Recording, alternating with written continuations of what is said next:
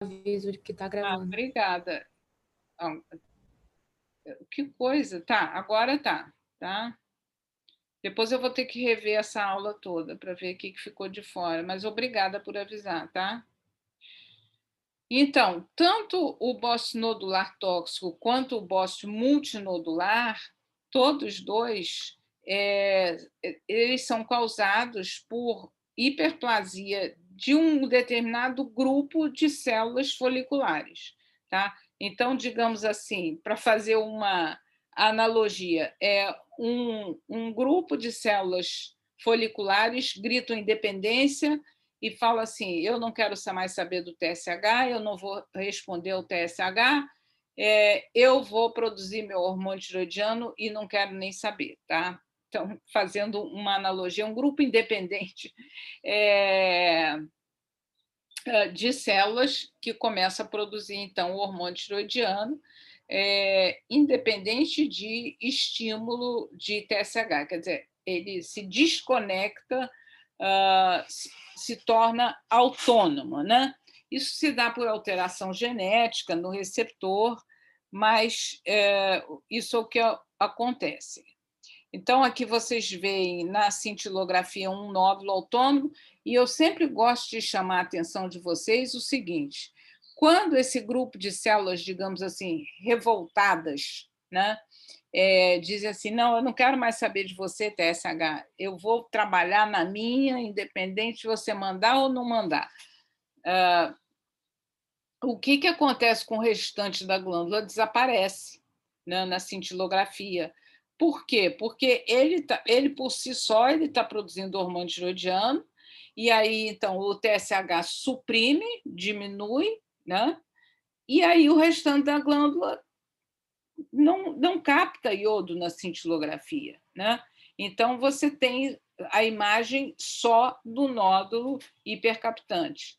E aqui você vê o caso de bócio multinodular, né? Vários nódulos autônomos, e você perde, você não consegue mais visualizar aquela borboleta bonitinha, como é a cintilografia da tireoide, né? Então, a doença de Plummer é o nome que se dá a essa alteração daqui. Quando você tem um bócio nodular tóxico, tem também o nome de doença de Plummer, bócio nodular tóxico, né?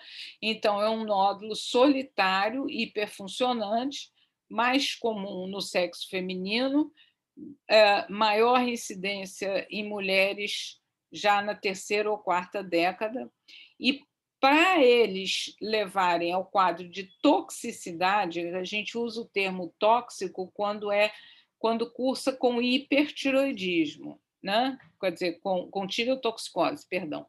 Quando cursa com tireotoxicose, a gente usa o nome tóxico.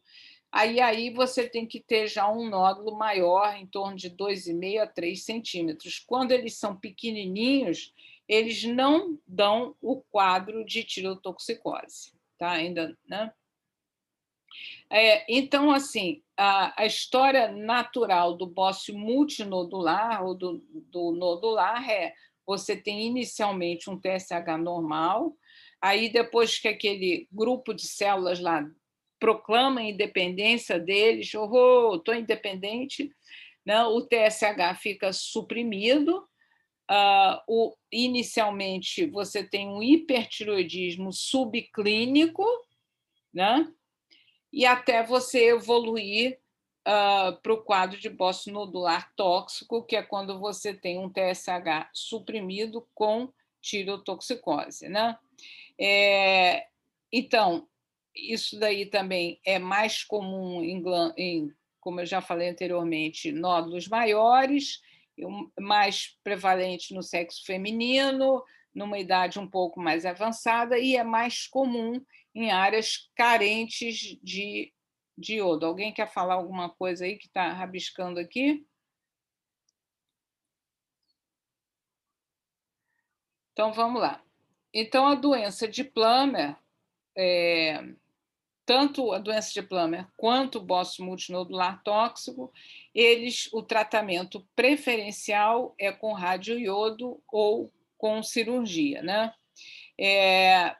a gente vai usar as drogas antiretrovirales em algumas situações, tipo, por exemplo, o paciente tem contraindicação de cirurgia, ou quando você precisa melhorar o estado clínico do paciente para poder submetê-lo a uma cirurgia.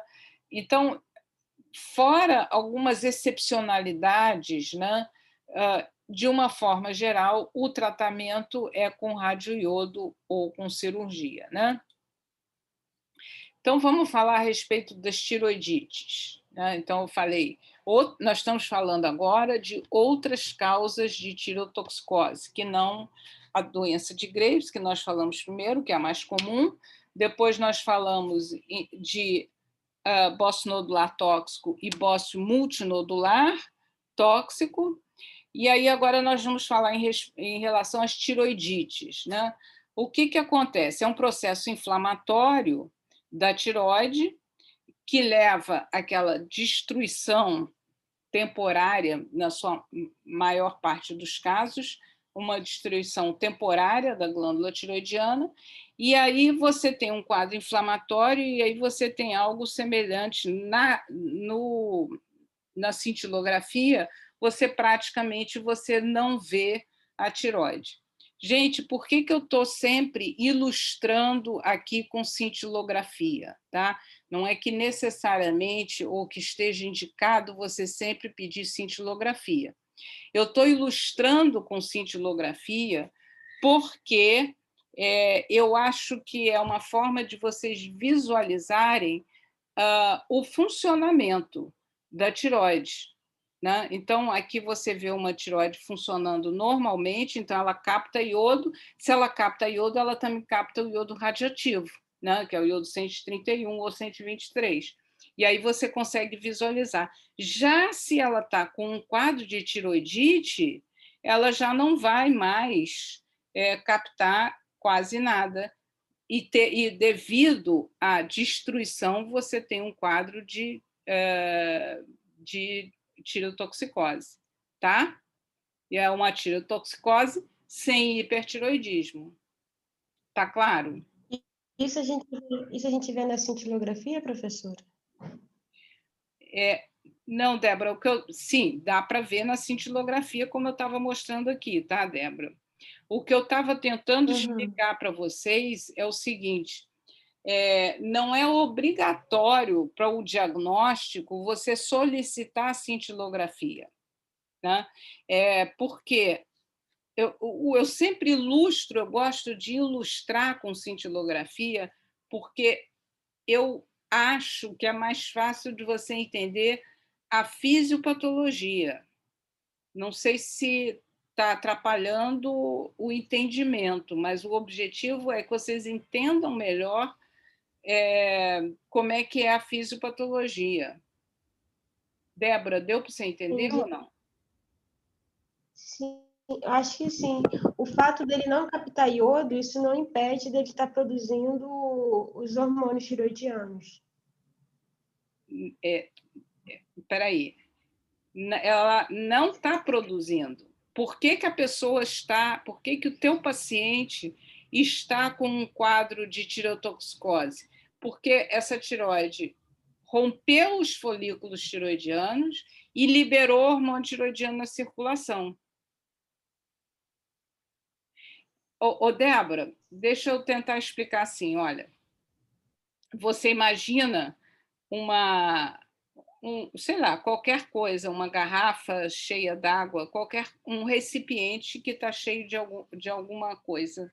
Se ele se rompe, esse recipiente, vamos imaginar uma garrafa, tá? Se ele se rompe, né, vai inundar, se ele está cheio de água, vai inundar tudo de água. A mesma coisa que eu estou tentando mostrar acontece na tireoide. Quando você tem uma destruição por uma tiroidite, você vai ter uma liberação de hormônio tiroidiano na circulação. Tá difícil de entender? Entendi. Jura? Entendi. Jura? Todo? Então tá. Entendi. Que bom. Professora, Fala, Lu. essa tireoidite aí que você mencionou é aquela que é pós-parto, viral, e não captante, né? É a mais comum, é a viral, tá? É a mais comum. Tá. Tá? Tá, no caso que a Débora mencionou, eu também fiquei um pouco na dúvida. Então, a cintilografia eu só vou usar quando eu tiver um nódulo autônomo, não é isso? Quando eu Exato. tiver dúvida do...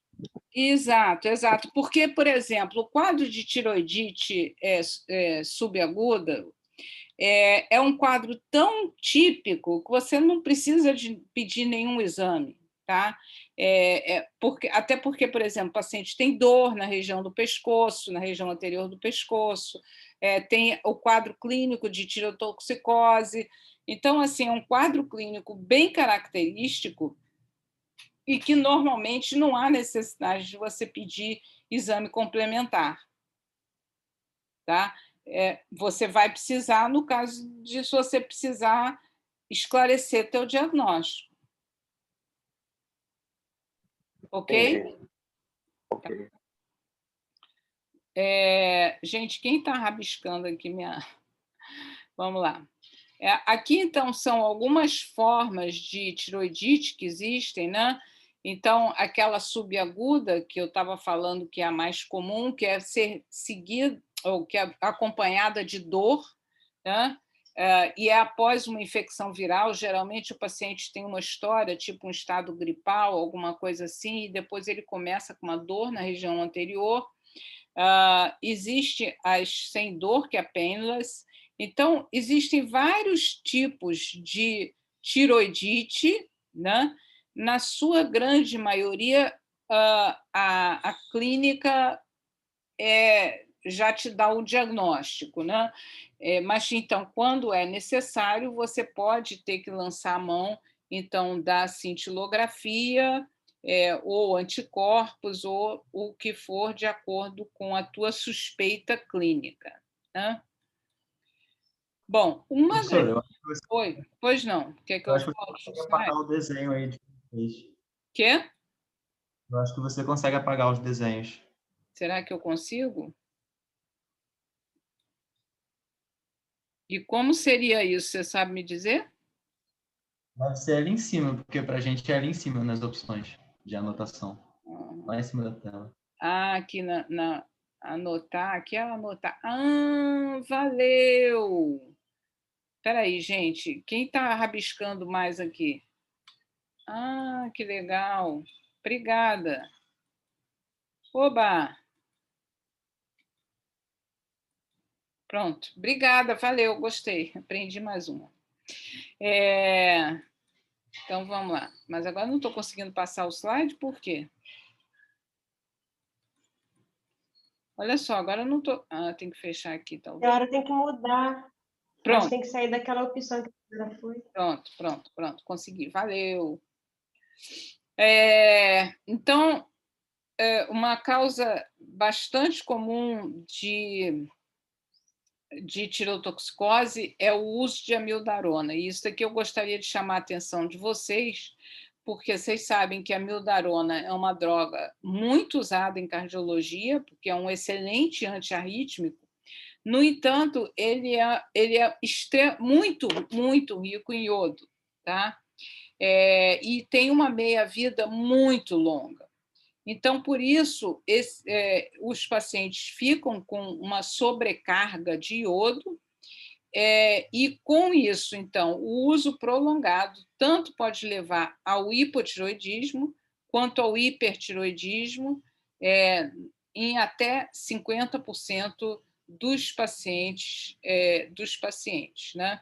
Então, eu fiz aqui um quadro, porque, como nós estamos na aula de tirotoxicose, para dizer para vocês o seguinte: existem dois tipos de tirotoxicose provocados pela amiodarona.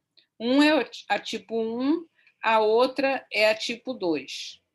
A tipo 1, eu vou começar falando, aliás, da tipo 2, que é a mais comum, que é uma tiroidite destrutiva, que tem essa liberação do hormônio tiroidiano previamente armazenado, ok? não tem a presença de bócio e ocorre já quando o paciente já está usando há muitos anos a amiodarona, né? O tratamento desse tipo de tireotoxicose induzida pela amiodarona é com o uso de prednisona, né, para você acabar com esse processo inflamatório, e, em geral, leva ao hipotiroidismo. Já a longo prazo, né? Já a menos comum, que é a do tipo 1, que acomete pacientes que tenham alguma doença tiroidiana subjacente e que não foi diagnosticado por qualquer motivo ou porque não abriu o quadro, né? Então, cursa com uma síntese de hormônio tiroidiano aumentada, acontece pouco tempo depois do início do uso da amiodarona, olha a diferença, né? Em média 3 meses e meio, então aqui a média 30 meses, né? E aqui o tratamento é com droga antitiroidiana e não leva ao hipotiroidismo subsequente.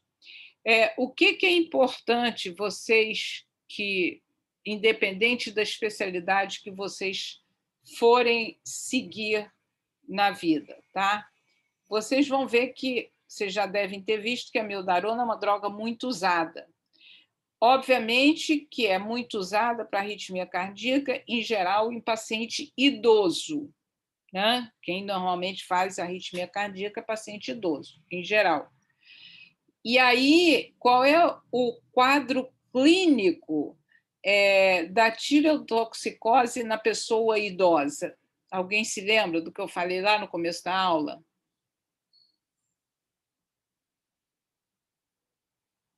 Olá. Vamos lá, gente. Uma pergunta, professor? Olha só.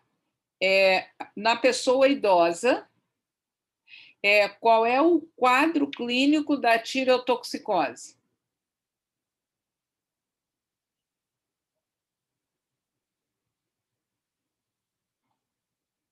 Falei lá depressão? Você tinha dito de depressão? Sim, é uma das coisas, exatamente. Prostração, né? Perfeito, perfeito. Então, é o que a gente chama de tireotoxicose apática. Então, vocês vejam a importância, né, de vocês saberem isso. Imagina o seguinte, o avô de vocês usa amiodarona, tá? Estou inventando. O avô de vocês usa amiodarona. Ele pode vir a fazer... Se ele usa amiodarona, é porque ele já tem alguma arritmia cardíaca, né? Aí ele usa amiodarona e ele faz um quadro de tireotoxicose. A tireotoxicose dele não vai ser aquele quadro que vocês estão acostumados a pensar, aquele paciente agitado que emagrece, sudorese excessiva. Não, vai ser aquela tireotoxicose apática. Então, aquele paciente que fica mais lento, mais depressivo, né? Então, é importante, muito importante, vocês terem conhecimento disso para pensar, porque você só vai fazer o diagnóstico se você pensar na possibilidade dessa complicação, que é bastante comum, do uso da amiodarona. Tá? Prosseguindo, então. Então, os sintomas adrenérgicos clássicos, aqueles de tremor de extremidade, sudorese, né, geralmente eles são mascarados, em parte porque é pessoa mais idosa, né, e em parte porque a amiodarona leva um bloqueio dos receptores beta. Tá? Então, é aquilo os pacientes, então, exibem aquele quadro de tireotoxicose apática. E aí, de repente, por exemplo, ele começa a ter perda de peso, né? E aí você acha, não, é por causa da depressão, porque ele está deprimido. Mas não, pode ser que seja por causa da tirotoxicose.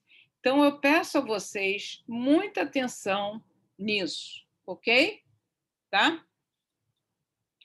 Para não comer mosca. Tá? Então, assim, todo paciente que está usando a meldarona, você precisa dosar o TSH. Se tiver normal, você vai observar. Isso não quer dizer que você não vai precisar continuar dosando o TSH, porque se lembra que se for a tipo 2, que é a mais frequente, você só vai ver isso depois de, em média, 2 anos, 2 anos e meio. Então, você tem que continuar acompanhando esse paciente com dosagem de TSH.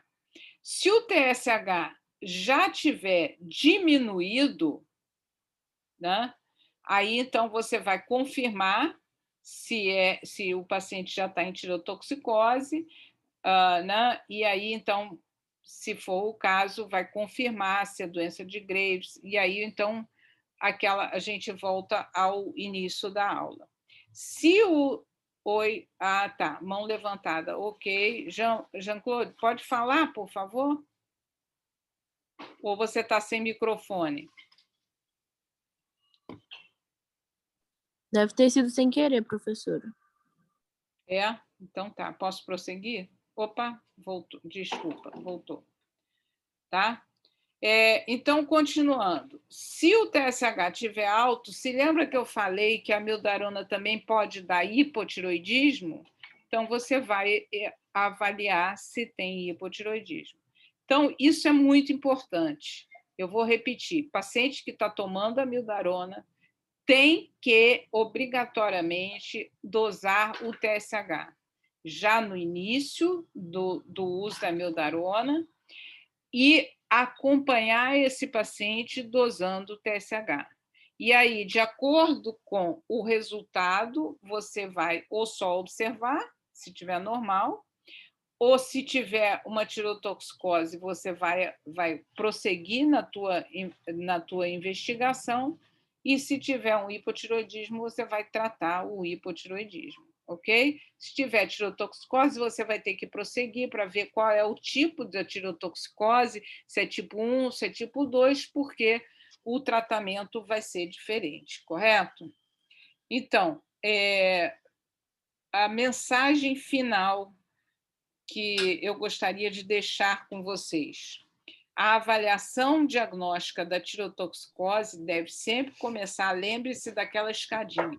Começa do quadro clínico, e o quadro clínico você começa com anamnese, depois exame físico, e depois, para avaliação laboratorial, se for necessário, a medicina nuclear, que é pedir a cintilografia, e se for, ou saber indicar quando você vai usar ultrassonografia, tá? Então, eu espero que vocês tenham entendido, tá? E vamos, para finalizar, ver o caso dessa... Nossa. O quê? Alguém falou alguma coisa? Acho que foi sem querer, professora. Tá, ok. Então, o caso clínico, para a gente encerrar aqui com chave de ouro. Uma mulher de 84 anos foi encaminhada ao ambulatório para avaliação de fadiga e depressão excessivas, com suspeita de hipertiroidismo. 1 ano antes, os exames dela estavam inteiramente normais, e agora, então, você encontra um TSH de 0,13, perdão, um T4 livre de 1,9 e um anti-TPO de 240. A paciente não tem bócio e também não tem sinais clínicos de alteração da função tiroidiana. Como já está bem avançado na hora, já são 3 horas, eu não vou dividir vocês em sala, mas eu gostaria que vocês tentassem resolver esse caso, e eu vou dar 5 minutinhos para vocês, para a gente discutir qual seria a conduta que vocês tomariam nesse caso. Eu lembro a vocês, a conduta é baseada no diagnóstico, tá? Você tem que fazer o diagnóstico para você depois fazer uma conduta. Tá? Ou vocês preferem que eu divida vocês? Como é que vocês querem fazer? Vamos fazer aqui mesmo, professora. Ótimo. É, mais rápido. Tá ótimo. Então, vamos lá.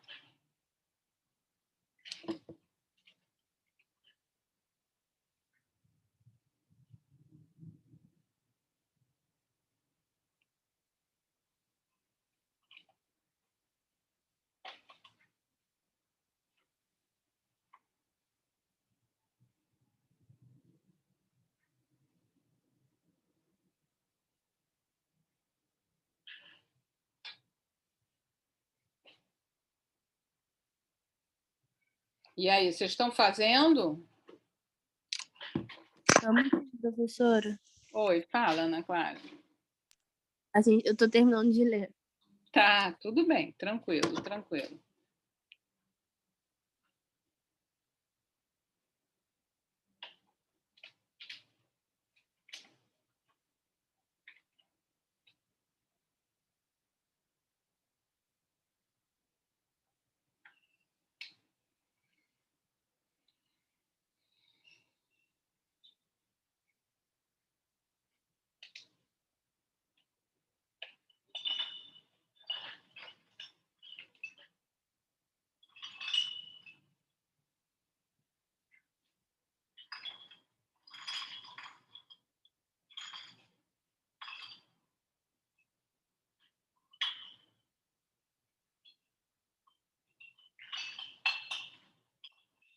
Professora, quando fica muito a dosagem fica muito próximo da faixa de normalidade, a gente considera ainda assim alto ou tem algum limite de tolerância? Não, não tem limite de tolerância, não. Tá? Ainda mais... Não, definitivamente não. Porque a gente está muito próximo, né? Porque o limite superior é 1,8, ela está com 1,9. A gente já pode considerar um T4 livre aumentado. Sim, sim. E veja bem, você tem um T4 livre aumentado e um TSH diminuído. Tá? E aí ela fica...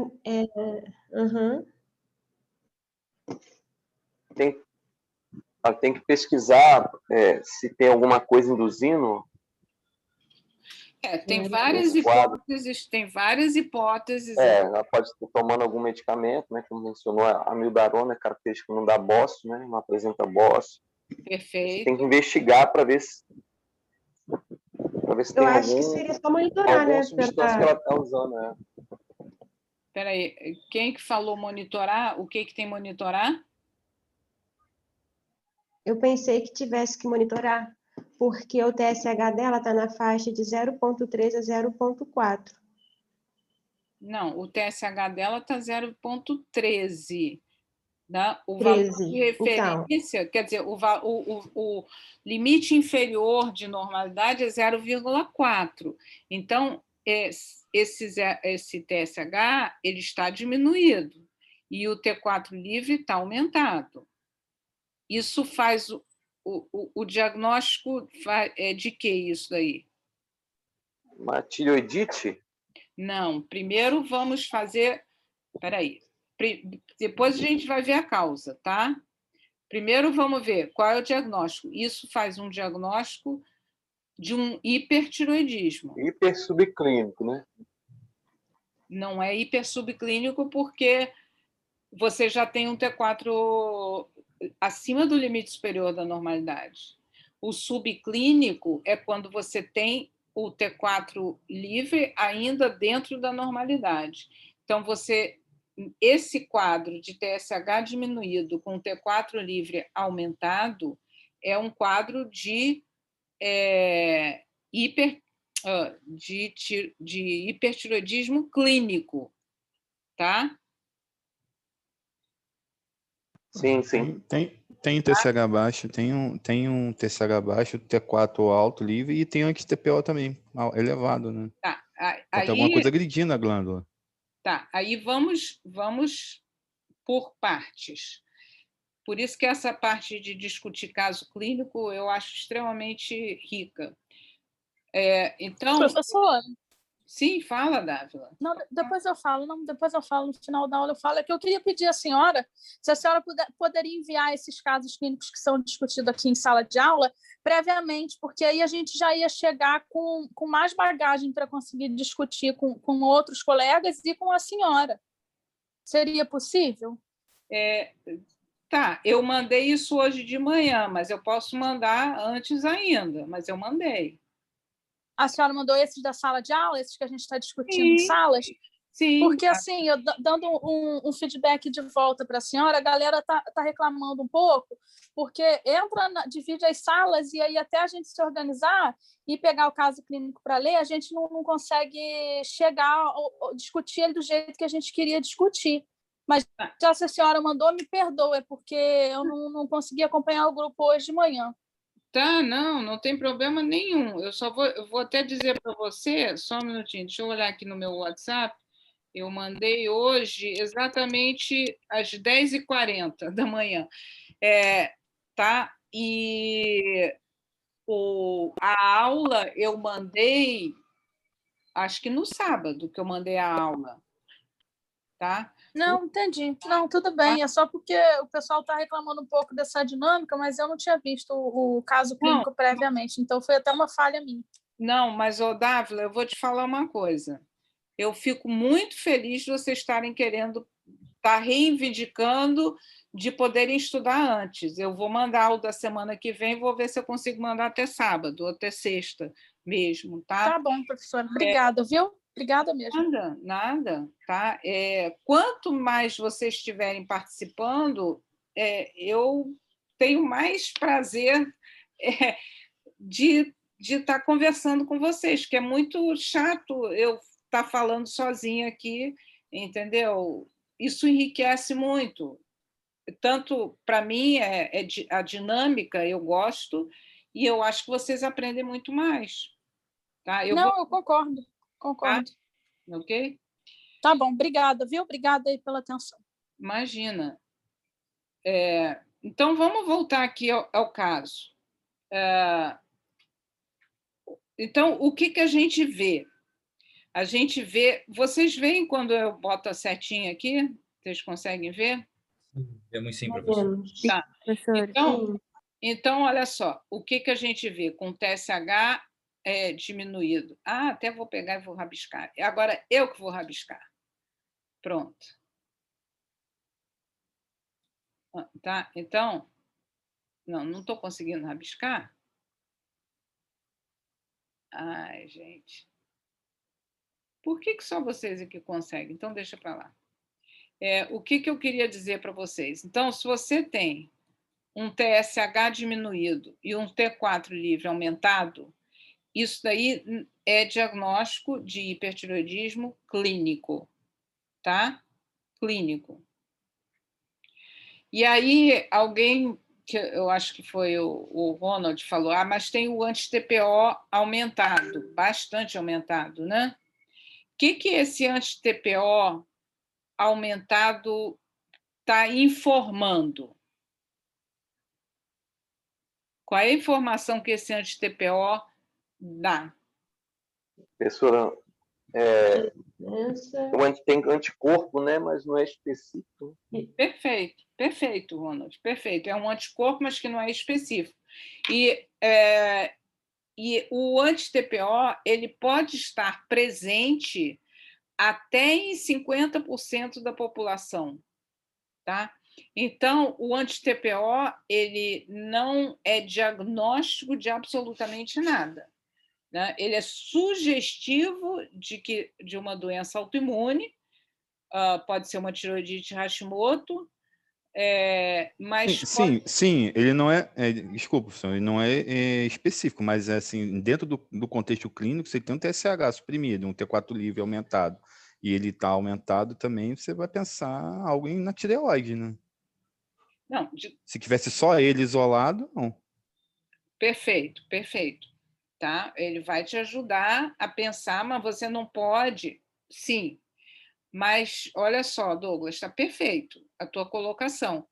Só que você tem que sempre juntar com a clínica, né? Então, por exemplo, essa paciente, ela não tinha bócio, tá? O fato de não ter sinal ou sintoma de alteração de função, até pela idade da paciente, você pode não ter os sinais e sintomas clássicos, mas ela não tinha bócio. Então, lembrando a vocês, a clínica, primeiro é a anamnese, exame físico e depois exame laboratorial, né? Então, o fato de não ter sinal ou sintoma pode ser simplesmente pela idade dela, né? Ela estar com a tirotoxicose hepática, ela tem uma tirotoxicose, porque tem um T4 livre aumentado, mas qual é a etiologia? Porque a tua conduta vai depender de você fazer o diagnóstico correto, né? Claro, tá? Então, qual é a sua conduta? Vai depender de você fazer o diagnóstico. Como é que você vai fazer o diagnóstico? Quais são as hipóteses diagnósticas nesse caso dessa mulher? Então, é para exercitar o diagnóstico. Quais são as possíveis etiologias nessa paciente? Vamos fazer um brainstorm aí.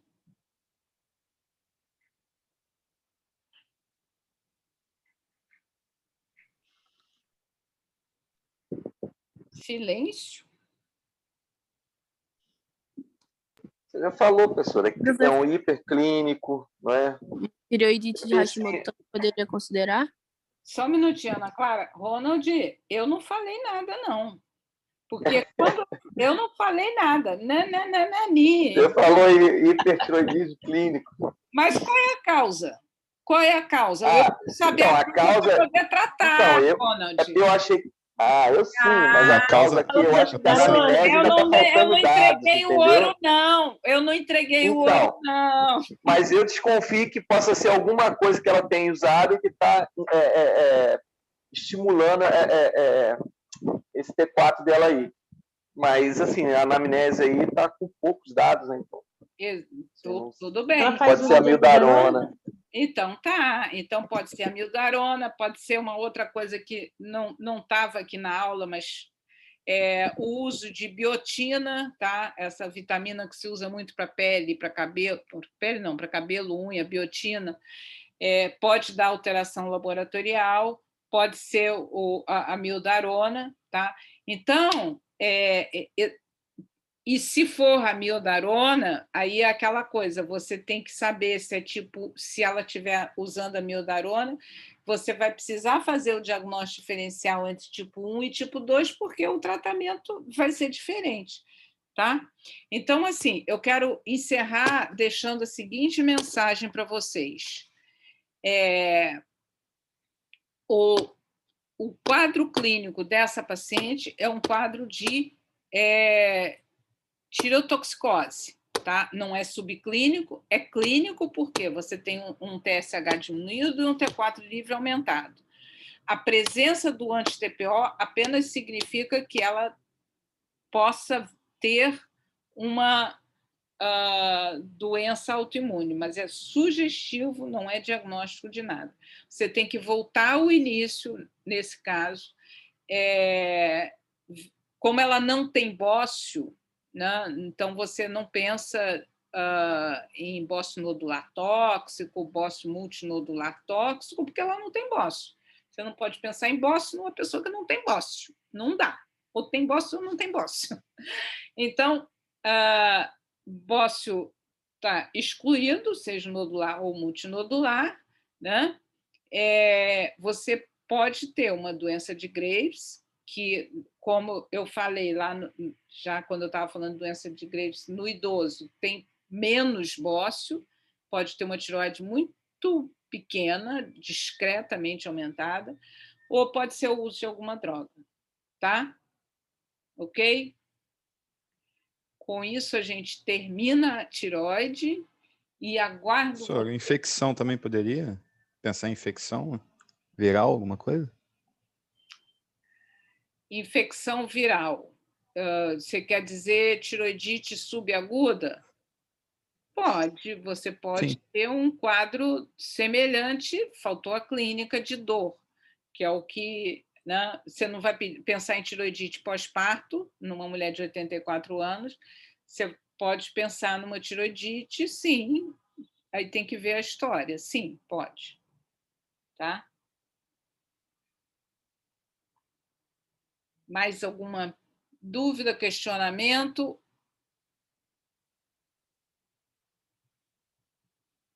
Não? Gente, podemos ficar por aqui? Mais alguma? Eu vou parar de gravar, tá? Mas ainda vou ficar aqui um pouquinho. Se